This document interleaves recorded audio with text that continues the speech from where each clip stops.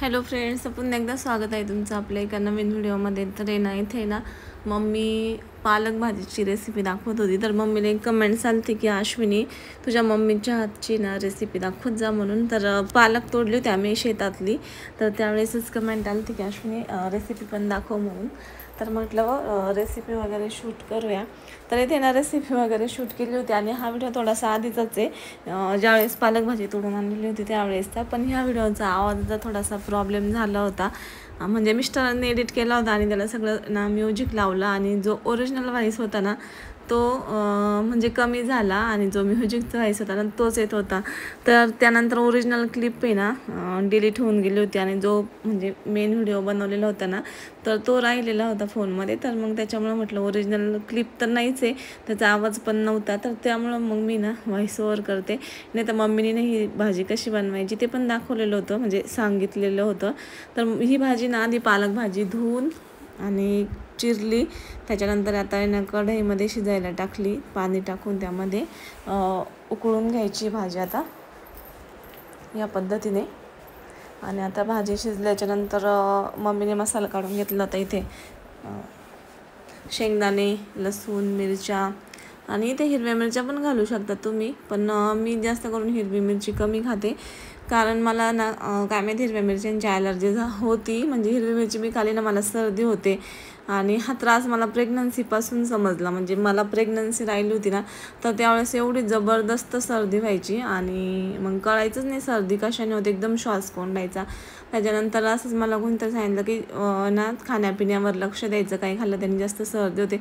आणि ज्यावेळेस मी लाल मिरची पावडरची भाजी खाल्लेली असते ना, म्हणजे आपण जी लाल मिरची पावडर भेटते ना तर त्याची काही भाजी खाल्ली त्या दिवशी मला सर्दीच होत नव्हती. आणि असं चिरलेल्या भेंड्या वगैरे त्याला हिरवी मिरची वापरायचो आम्ही, तर असं काही खाल्लं ना तर मग मला खूप जास्त सर्दी व्हायची. पुन्हा मग मी 1-2 वेळेस ट्राय करून बघितलं का हिरव्या मिरचीचंच होतं का म्हणून. ज्या दिवशी हिरवी मिरचीची भाजी खाल्ली त्या दिवशी खूप जास्त सर्दी व्हायची आणि अजून पण जर मी हिरवी मिरचीची भाजी जर खाल्ली ना मला खूप जास्त सर्दी होते.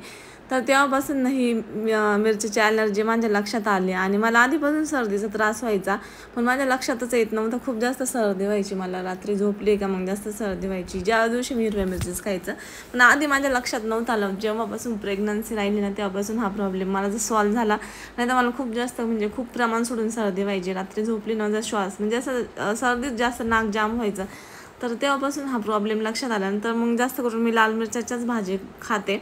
जर हिरवी मिरचीची कदाचित खाली ना तरी पण लगेच सर्दी होऊन जाते. माहीत नाही, मला ॲलर्जीच आहे आणि इतक्या दिवस मला ही ॲलर्जी कळली नव्हती खूप दिवस. तर मम्मीने ही भाजी शिजवून घेतली. या पद्धतीने हाटू करते.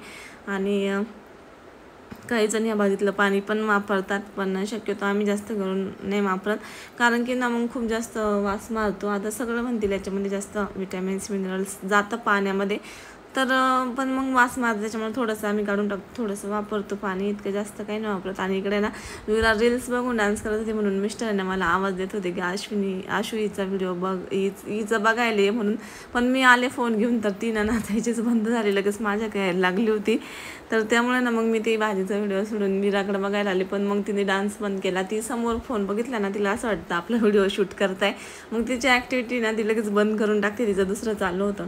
तर तो मसाला काढलेला ना इथे आता जिऱ्याचा तडका दिला आहे मम्मीने आणि त्यानंतर तो मसाला आहे ना परतून घेते यामध्ये. तर एकदम भारी मम्मीने शूट केलेला होता रेसिपी, पण आवाजाचा प्रॉब्लेम झाल्यामुळं मग म्हटलं, आणि ना हा व्हिडिओ पेंडिंग राहिला होता, म्हटलं तर टाकणारच नव्हते मी आवाजाचा इश्यू झाल्यामुळं. पण मग होता मोबाईलमध्ये तशी रेसिपी सगळी शूट होतीच म्हणून म्हटलं मग टाकूनच देऊया. आणि आधी पण माझ्यामध्ये दाखवलेली असेल रेसिपी याची. आणि मम्मीला फोन पण येतात ना, तर मग त्यावेळेस पण बऱ्याच जणींनी सांगितलं की मावशी तुमच्या रेसिपी दाखवत जा म्हणून, तुमच्या दाखवा म्हणून, असं म्हणजे ज्या ज्या भाज्या बनवता ना तर त्या सगळ्या भाज्या दाखवत जा, नॉनव्हेजच्या पण दाखवा. तर म्हटलं नक्की शूट करेन मम्मीच्या रेसिपी. आणि आधी पण शूट केलेल्या आहे रेग्युलर, म्हणजे बऱ्याच भाज्या दाखवलेल्या आहे मम्मीच्या. तर या पद्धतीने ना मसाला असा मस्त परतून घेतला भाजीचा. आणि हिरवी मिरचीतली भाजी ना अजून जास्त भारी लागते, पण शक्यतो आता मी लाल खाते त्याच्यामुळे मग मम्मीने माझ्यासाठी लाल मिरचीचीच बनवली. आणि आता ही जी भाजी स्मॅश करून घेतली होती ना तर ती त्यामध्ये परतून टाकायची. आणि मग सगळं मस्त मिक्स झाल्याच्यानंतर परतल्याच्यानंतर मग तिच्यामध्ये पाणी ॲड करून शिजवून घ्यायचे. आणि आम्ही ना याच्यासोबत खायला ज्वारीची भाकरी बनवलेली होती. आणि सध्या कसा उन्हाळा पण आहे, म्हणजे आलटून पालटून खायला ना छान पण वाटतं. बाजरी, ज्वारी, चपाती, तांदूळ आणि कंटिन्यू जर आपण चपात्या किंवा पोळ्या म्हणतात तुम्ही त्या पद्धतीने जर खात राहिलो ना तर मग असं म्हणजे कंटाळा येतो एक गोष्ट खाण्याचा. तर त्यामुळे ज्वारी, अधूनमधून बाजरी, चपाती, मग राईस हे सगळं चालूच असतं.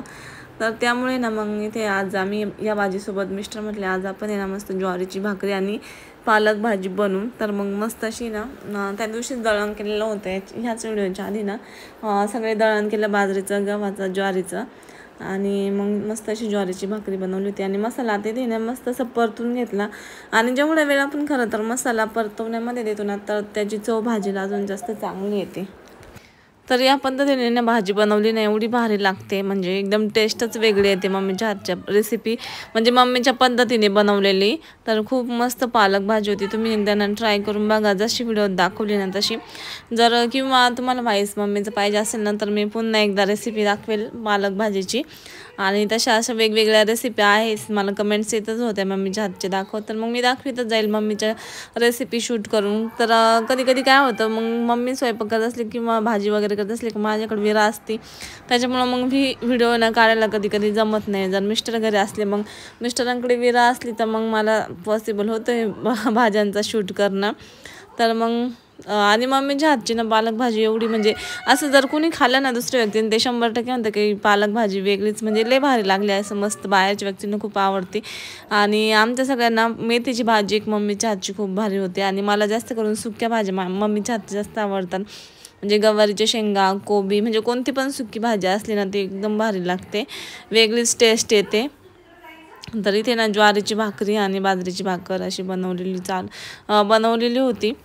तर आहे ना काही जण म्हणतात ते ना, म्हणजे आपण ही या पद्धतीने गॅसवर भाकरी भाजतो ना तर ते आपल्या आरोग्याला चांगली नसते. पण मग आम्ही भाजतो आता किती दिवसाचं, आपण किती वर्षापासून भाजतो. आणि याच्या आधीपासून लोक गॅसवरती, जेव्हा चुली बंद झाल्या, जास्तीत जास्त गॅस निघाल्यापासून लोक अशीच भाजतात. काही जण भाजतात तव्यावरती, पण तिला असं पापुडा वगैरे येत नाही, मग ती भाकर चविष्ट पण नाही लागत. तर येते ना आता ज्वारीची भाकरी झालेली होती आणि भाजी पण झालेली होती. आता मस्त घेतलं मिस्टरांनी जेवायला भाकरी. आणि पहिला घासतो विराला असतो हा ना विरू. अच्छा दादा आला बाय, अच्छा दादा मस्त आलो बरं, खरंच लय भारी लागतंय. 2 वर्षानंतर खाली आपण ज्वारी अशी. 2 नाही मस्त वर्षाने खाली, 4-5 3 वर्षानंतर विरा उन्हाच 1 वर्षात झाली. हा